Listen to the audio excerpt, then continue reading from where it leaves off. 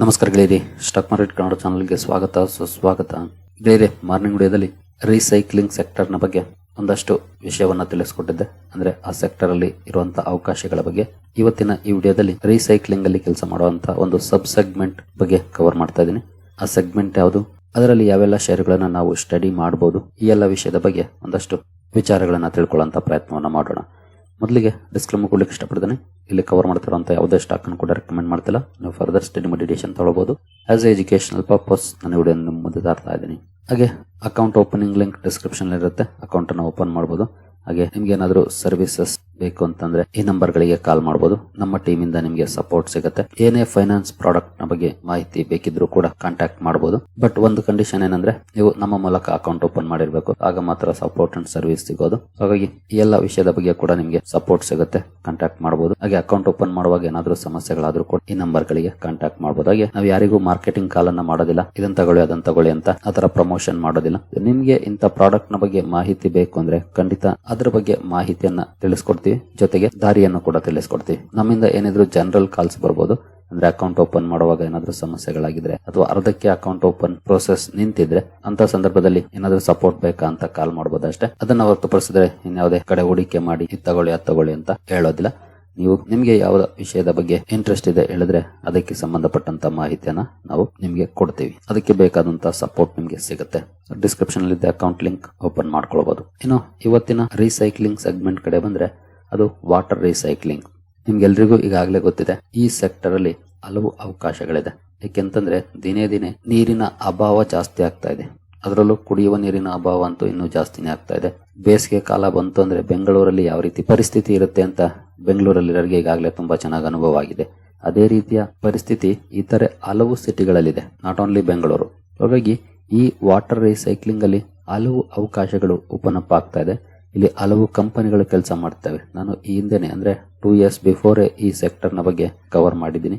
ಅಲ್ಲಿಂದ ಒಳ್ಳೆ ಪರ್ಫಾರ್ಮೆನ್ಸ್ ಬಂತು, ನಂತರ ಒಳ್ಳೆ ಕರೆಕ್ಷನ್ ಕೂಡ ಬಂದಿದೆ. ಈಗ ಮತ್ತೊಮ್ಮೆ ಅದನ್ನ ರೀಕಾಲ್ ಮಾಡ್ತಿದ್ವಿ, ಸ್ಟಡಿ ಮಾಡಿ ವಾಚ್ ಲಿಸ್ಟ್ ಅಲ್ಲಿ ಇಟ್ಕೊಳ್ಳಕ್ಕೆ, ಒಳ್ಳೆ ಕಂಪನಿಗಳನ್ನ ಆಯ್ಕೆ ಮಾಡ್ಕೊಳ್ಳಕ್ಕೆ. ಇವತ್ತಿನ ಈ ವಿಡಿಯೋದಲ್ಲಿ ವಾಟರ್ ರೀಸೈಕ್ಲಿಂಗ್ ಸೆಗ್ಮೆಂಟ್ ಅಲ್ಲಿರುವಂತಹ ಅಪಾರ್ಚುನಿಟೀಸ್, ಥ್ರೆಟ್ಸ್ ಹಾಗೂ ಟಾಪ್ 10 ಮಸ್ಟ್ ವಾಚ್ ಸ್ಟಾಕ್ ಗಳ ಬಗ್ಗೆ ತಿಳ್ಕೊಳ್ಳೋಣ.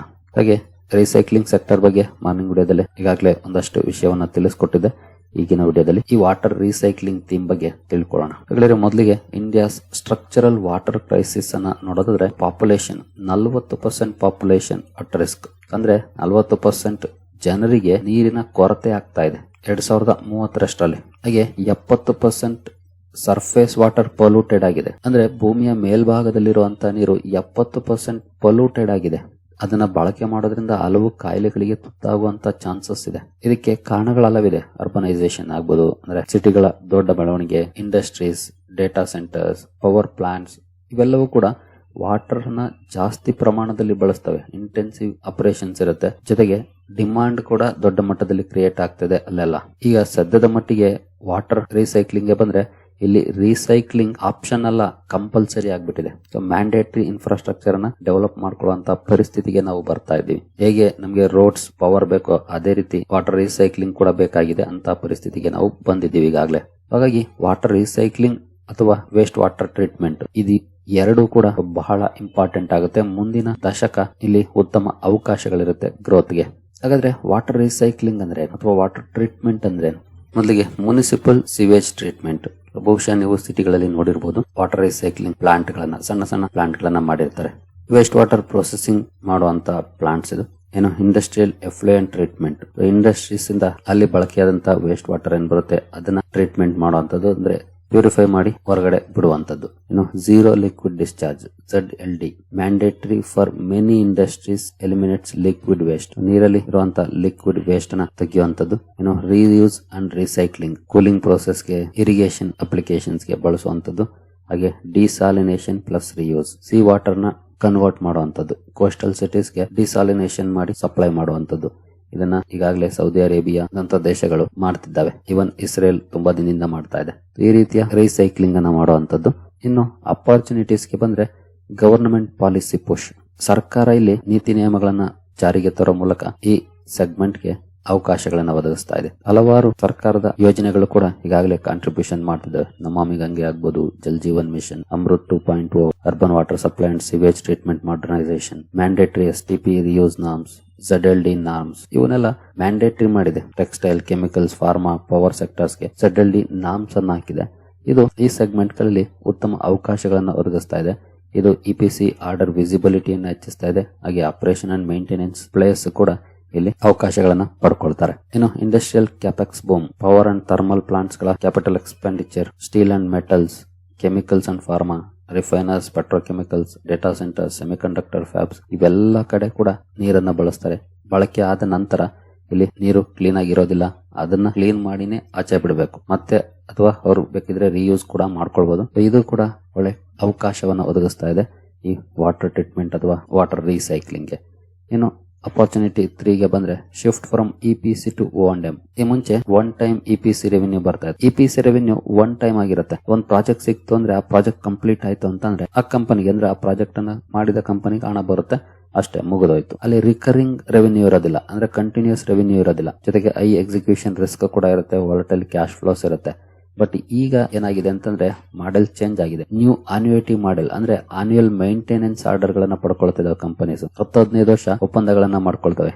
ಇದು ಸ್ಟೇಬಲ್ ಕ್ಯಾಶ್ ಫ್ಲೋಸ್ ಅನ್ನ ಕ್ರಿಯೇಟ್ ಮಾಡುತ್ತೆ. Better ROC and margins, predictable revenue streams, lower business risk. ಈ ರೀತಿಯ ಅವಕಾಶಗಳನ್ನ ಒದಗಿಸ್ತಾ ಇದೆ ಈ ಸೆಗ್ಮೆಂಟ್ ಅಲ್ಲಿ ಕೆಲಸ ಮಾಡುವಂತಹ ಕಂಪನೀಸ್ಗೆ. ಇನ್ನು urban waste water reuse, construction, gardening, cooling towers ಇಲ್ಲೆಲ್ಲ ಬಳಕೆ ಆಗಿರುವಂತ ನೀರನ್ನ ರೀಯೂಸ್ ಮಾಡ್ತಾ ಇದ್ದಾರೆ, ರೀಸೈಕಲ್ ಮಾಡಿ ಹಲವಾರು ಮೆಟ್ರೋ ಸಿಟೀಸ್ ಅಲ್ಲಿ. ಹಾಗಾಗಿ ಇಲ್ಲಿ ಅಪರ್ಚುನಿಟೀಸ್ ಇದೆ. ಇನ್ನು ESG and global capital tailwinds, economic factors ಕೂಡ ಕಾಂಟ್ರಿಬ್ಯೂಷನ್ ಮಾಡ್ತಾ ಇದೆ. ಕಂಪಲ್ಸರಿ ಈ ರೀತಿಯ ಪ್ರಾಕ್ಟೀಸಸ್ ಅನ್ನ ಮಾಡಿದ್ರೆ ಕಂಪನಿಗಳಿಗೆ ಕೆಲವು ಸ್ಕೋರ್ಸ್ ಅನ್ನ ಕೊಡ್ತಾರೆ ಸಸ್ಟೈನಬಲ್ ಇನ್ಫ್ರಾಸ್ಟ್ರಕ್ಚರ್ ಗೆ ಸಂಬಂಧಪಟ್ಟಂತೆ. ಹಾಗಾಗಿ ಹಲವು ಕಂಪನೀಸ್, ದೊಡ್ಡ ದೊಡ್ಡ ಕಂಪನೀಸ್ ಇನ್ವೆಸ್ಟ್ಮೆಂಟ್ ಅನ್ನ ಮಾಡೋದೇ ESG ಸ್ಕೋರ್ ಜಾಸ್ತಿ ಇರುವಂತ ಕಡೆ. ಹಾಗಾಗಿ ಕಂಪನಿಗಳು ಕೂಡ ಅದನ್ನ ಮಾಡಬೇಕು ಅನ್ನೋಂತ ಮನಸ್ಥಿತಿಗೆ ಬರ್ತಾ ಇದೆ. ಜೊತೆಗೆ ಕಂಪಲ್ಸರಿ ಮಾಡಲೇಬೇಕು ಅನ್ನೋಂತ ನಿಯಮಗಳು ಕೂಡ ನೋಡ್ಲಿಕ್ಕೆ ಸಿಗ್ತಿದೆ ಹಲವು ಕಡೆ. ಇನ್ನು ಇಲ್ಲಿರುವಂತಹ ಥ್ರೆಟ್ಸ್ ಕಡೆ ಬಂದ್ರೆ ಚಾಲೆಂಜಸ್ ಏನು? ಮೊದಲಿಗೆ ಪೇಮೆಂಟ್ ಡಿಲೇಸ್ ಆಗ್ಬೋದು. ಯಾಕಂದ್ರೆ ಮೆಜಾರಿಟಿ ಗವರ್ನಮೆಂಟ್ ಪ್ರಾಜೆಕ್ಟ್ ಗಳೇ ಆಗಿರ್ತವೆ. ಯೂಶುವಲಿ ಪ್ರೈವೇಟ್ ಪ್ರಾಜೆಕ್ಟ್ಸ್ ಇರುತ್ತೆ, ಬಟ್ ಗವರ್ನಮೆಂಟ್ ಪ್ರಾಜೆಕ್ಟ್ಸ್ ಕೂಡ ಜಾಸ್ತಿ ಇರ್ತವೆ. ಇಂತಹ ಸಂದರ್ಭದಲ್ಲಿ ಪೇಮೆಂಟ್ ಡಿಲೇಸ್ ಆಗ್ಬೋದು, ರಿಸೀವಬಲ್ಸ್ ಜಾಸ್ತಿ ಆಗ್ಬೋದು ಅಥವಾ ಸ್ಲೋ ರಿಸೀವಬಲ್ಸ್ ಇರಬಹುದು. ವರ್ಕಿಂಗ್ ಕ್ಯಾಪಿಟಲ್ ಸೈಕಲ್, ಕಂಪನಿಗಳಿಗೆ ಹಣದ ಅವಶ್ಯಕತೆ ಜಾಸ್ತಿ ಇರುತ್ತೆ. ಸ್ಪೆಷಲ್ ಕೆಲಸಗಳು ನಡೆಯುವಂತಹ ಸಂದರ್ಭದಲ್ಲಿ ಬ್ಯಾಲೆನ್ಸ್ ಶೀಟ್ ಸ್ಟ್ರೆಂತ್ ಅನ್ನ ಕಾಪಾಡ್ಕೊಳ್ಳೋದು ಸ್ವಲ್ಪ ಕಷ್ಟ ಆಗ್ಬೋದು ಕಂಪನೀಸ್ಗೆ. ಇದು ಚಾಲೆಂಜ್ ಆಗಿರುತ್ತೆ. ಇನ್ನು next execution and technology risk. ಕಂಪನಿಗಳು ಎಕ್ಸಿಕ್ಯೂಷನ್ ಯಾವ ಮಟ್ಟದಲ್ಲಿ ಮಾಡ್ತವೆ? ಯಾಕಂದ್ರೆ ಈಗ ಸದ್ಯಕ್ಕಿರುವಂತಹ ಸಣ್ಣ ಸಣ್ಣ ಕಂಪನಿಗಳು, ದೊಡ್ಡ ಕಂಪನಿಗಳಿಗೆ ಎಕ್ಸಿಕ್ಯೂಷನ್ ರಿಸ್ಕ್ ಕಷ್ಟ ಆಗೋದಿಲ್ಲ, ಬಟ್ ಸಣ್ಣ ಕಂಪನಿಗಳಿಗೆ ಒಂದಷ್ಟು ಸಮಸ್ಯೆಗಳಿರುತ್ತೆ. ಅದನ್ನ ಎಷ್ಟರ ಮಟ್ಟಿಗೆ ಅವರು ಫೇಸ್ ಮಾಡ್ತಾರೆ, ಎಕ್ಸಿಕ್ಯೂಟ್ ಮಾಡ್ತಾರೆ ಅನ್ನೋದು ಕೂಡ ಬಹಳ ಇಂಪಾರ್ಟೆಂಟ್ ಆಗುತ್ತೆ. ಇನ್ನು ಟೆಕ್ನಾಲಜಿ ಕೂಡ ಇತ್ತೀಚೆಗೆ ಸಾಕಷ್ಟು ಅಡ್ವಾನ್ಸ್ಮೆಂಟ್ಸ್ ಆಗಿದೆ, ಬಟ್ ಸ್ಟಿಲ್ ಇನ್ನೂ ಸಾಕಷ್ಟು ವಿಚಾರದಲ್ಲಿ ಆಗಬೇಕಾಗಿದೆ. ಹಾಗಾಗಿ R&D ಕೇಪಬಿಲಿಟೀಸ್ ಕೂಡ ಕಂಪನಿಯಲ್ಲಿ ಚೆನ್ನಾಗಿರಬೇಕಾಗುತ್ತೆ. ಅದನ್ನು ಕೂಡ ಕಂಪನಿಗಳು ನೋಡ್ಕೊಳ್ಬೇಕಾಗುತ್ತೆ. ಇನ್ನು ಅಗ್ರೆಸಿವ್ ಬಿಡ್ಡಿಂಗ್ ಅಂದ್ರೆ ಬಿಡ್ ಪಡ್ಕೊಳ್ಬೇಕು ಅಥವಾ ಪ್ರಾಜೆಕ್ಟ್ ಪಡ್ಕೋಬೇಕು ಅಂತ ಅಗ್ರೆಸಿವ್ ಆಗಿ ಕಡಿಮೆ ಹಣಕ್ಕೆ ಬಿಡ್ ಮಾಡುವಂತ ಚಾನ್ಸಸ್ ಕೂಡ ಇರುತ್ತೆ. ಹಾಗಾಗಿ ಕಂಪನಿಗಳಿಗೆ ಮಾರ್ಜಿನ್ಸ್ ಕಡಿಮೆ ಆಗುವಂತ ಚಾನ್ಸಸ್ ಕೂಡ ಇರುತ್ತೆ. ಅದನ್ನು ಆಸ್ ಎ ಚಾಲೆಂಜ್ ಆಗಿ ನಾವು ನೋಡಬೇಕಾಗುತ್ತೆ. ಇನ್ನು ಎನರ್ಜಿ ಕಾಸ್ಟ್ ಸೆನ್ಸಿಟಿವಿಟಿ, ಎನರ್ಜಿಗೆ ಹೆಚ್ಚು ಖರ್ಚಾಗ್ತಾ ಇದೆ. ಅಪ್ ಟು 30% ವರೆಗೂ energy cost share. Total expenses ಅಲ್ಲಿ ಎನರ್ಜಿ ಕಾಸ್ಟ್ 30% ನೋಡ್ಲಿಕ್ಕೆ ಸಿಗ್ತಾ ಇದೆ ಇತ್ತೀಚಿನ ದಿನಗಳಲ್ಲಿ. ಇದು ಮಾರ್ಜಿನ್ ನ ಮೇಲೂ ಕೂಡ ಇಂಪ್ಯಾಕ್ಟ್ ಅನ್ನ ಮಾಡುತ್ತೆ. ಅದನ್ನ ಪ್ರಾಪರ್ ಆಗಿ ಮ್ಯಾನೇಜ್ ಮಾಡಬೇಕಾಗುತ್ತೆ ಕಂಪನೀಸ್. ಇನ್ನು ರೆಗ್ಯುಲೇಟರಿ ಅಂಡ್ ಪೊಲಿಟಿಕಲ್ ರಿಸ್ಕ್ ಕೂಡ ಇರುತ್ತೆ. ಲ್ಯಾಂಡ್ ಅಕ್ವಿಸಿಷನ್ ಇಶ್ಯೂಸ್ ಇರಬಹುದು, ಲೋಕಲ್ ಪಾಲಿಸೀಸ್, ಎನ್ವಿರಾನ್ಮೆಂಟಲ್ ಕ್ಲಿಯರೆನ್ಸಸ್ ಇವೆಲ್ಲವೂ ಕೂಡ ಬಹಳ ಮ್ಯಾಟರ್ ಆಗುತ್ತೆ. ಇದು ಕೂಡ ಈ ಕಂಪನಿಗೆ ಅಥವಾ ಈ ಸೆಕ್ಟರ್ಗೆ ಇರುವಂತ ರಿಸ್ಕ್ ಆಗಿದೆ. ಇನ್ನು ಇನ್ವೆಸ್ಟರ್ಸ್ ಏನ್ ನೋಡಬೇಕು ಈ ಕಂಪನಿಗಳಲ್ಲಿ ಇನ್ವೆಸ್ಟ್ ಮಾಡುವಾಗ? ಇದಕ್ಕಿಂತ ಸ್ವಲ್ಪ ನಾವು ಡೀಟೇಲ್ ಆಗಿ ತಿಳ್ಕೊಳ್ಳೋಣ ಇದ್ರ ಬಗ್ಗೆ. ತುಂಬಾ ಜನ ಸ್ಟಾಕ್ ಗಳಿಗಾಗಿ ವೇಟ್ ಮಾಡ್ತಿರ್ಬೇಕು. ಖಂಡಿತ ಸ್ಟಾಕ್ ಗಳಿಗೆ ಹೋಗೋದಕ್ಕೆ ಮುಂಚೆ ಇದನ್ನ ತಿಳ್ಕೊಳ್ಳೋದು ಬಹಳ ಇಂಪಾರ್ಟೆಂಟ್. ಹಾಗಾಗಿ ಸ್ಟಾಕ್ ಯಾವಾಗ ಬೇಕಾದ್ರೂ ನೋಡ್ಬೋದು. ನೀವೇ ಗೂಗಲ್ ಮಾಡಿದ್ರು ಸ್ಟಾಕ್ ಗಳು ಸಿಕ್ಬಿಡುತ್ತೆ. ಈಗಾಗಲೇ ವಿಷಯ ಕೊಟ್ಬಿಟ್ಟಿದ್ದೀನಿ ನಾನು. ರೀಸೈಕ್ಲಿಂಗ್ ಸ್ಟಾಕ್ಸ್ ಅಂತ ಗೂಗಲ್ ಮಾಡಿದ್ರು ಕೂಡ ಸ್ಟಾಕ್ ಗಳು ಬರುತ್ತೆ. ಬಟ್ ಈ ವಿಷಯಗಳನ್ನ ತಿಳ್ಕೊಳ್ಳೋದು ಬಹಳ ಇಂಪಾರ್ಟೆಂಟ್. ಹಾಗಾಗಿ ಸ್ವಲ್ಪ ತಾಳ್ಮೆಯಿಂದ ನೋಡಿ. ಈ ವಾಟರ್ ರೀಸೈಕ್ಲಿಂಗ್ ಸ್ಟಾಕ್ಸ್ ಅಲ್ಲಿ ನಾವು ಯಾವ ಫೈನಾನ್ಷಿಯಲ್ ಮೆಟ್ರಿಕ್ಸ್ ಅನ್ನ ನೋಡಬೇಕು ಅದನ್ನ ತಿಳ್ಕೊಳ್ಳೋದು ಕೂಡ ಬಹಳ ಇಂಪಾರ್ಟೆಂಟ್ ಆಗುತ್ತೆ. ಮೊದಲಿಗೆ order book to revenue ratio ನೋಡಬೇಕು. ಹೆಲ್ದಿ ಗ್ರೋತ್ ಇರಬೇಕು ಅಂದ್ರೆ 2 to 4x. ಅಂದ್ರೆ ಫಾರ್ ಎಕ್ಸಾಂಪಲ್ 100 crore ಕಂಪನಿಯ ರೆವಿನ್ಯೂ ಇದೆ ಅಂತಂದ್ರೆ 200-400 ಕೋಟಿ ಕಂಪನಿಯ ಆರ್ಡರ್ ಬುಕ್ ಇರಬೇಕು. 2-4 ಪಟ್ಟು. ಇನ್ ಕೇಸ್ 1.5 ಪಟ್ಟಿದೆ ಅಂದ್ರೆ ಅಥವಾ ಅದಕ್ಕಿಂತ ಕಡಿಮೆ ಇದೆ ಅಂದ್ರೆ ಸ್ವಲ್ಪ ವೀಕ್ ಫ್ಯೂಚರ್ ಇರುತ್ತೆ. ಅದರಲ್ಲಿ ಒಳ್ಳೆ ಪರ್ಫಾರ್ಮೆನ್ಸ್ ಮಾಡುವಂತ ಚಾನ್ಸಸ್ ಕಡಿಮೆ ಆಗುತ್ತೆ ಆ ಸ್ಟಾಕ್. ಕಂಪನಿಯ ಆರ್ಡರ್ ಬುಕ್ ಅನ್ನ ನೋಡಿ. ನೀವು ಆನ್ಯುವಲ್ ರಿಪೋರ್ಟ್ ಅನ್ನು ಓಪನ್ ಮಾಡಿದ್ರೆ ಆರ್ಡರ್ ಬುಕ್ ಸಿಗುತ್ತೆ ಎಷ್ಟಿದೆ ಅಂತ. ಹಾಗೆ ಇತ್ತೀಚಿನ ಯಾವ್ದಾದ್ರು ಆರ್ಡರ್ ಬಂದಿದ್ರೆ ಕಂಪನಿಗೆ ಅದರಲ್ಲೂ ಕೂಡ ಕೆಲವು ಕಂಪನೀಸ್ ಮೆನ್ಷನ್ ಮಾಡ್ತವೆ total order book stands for ಅಂತ. ಹಾಗಾಗಿ ಅಲ್ಲೂ ಕೂಡ ನಾವು ಚೆಕ್ ಮಾಡ್ಕೊಳ್ಬಹುದು. ಕಂಪನಿಯ ಕರೆಂಟ್ ಇಯರ್ಲಿ ರೆವಿನ್ಯೂ ಏನಿದೆ ಅದಕ್ಕೆ 2-4 ಪಟ್ಟು ಇರಬೇಕು. ಅದು ಸ್ಟ್ರೆಂತ್ ಅನ್ನ ತೋರಿಸುತ್ತೆ.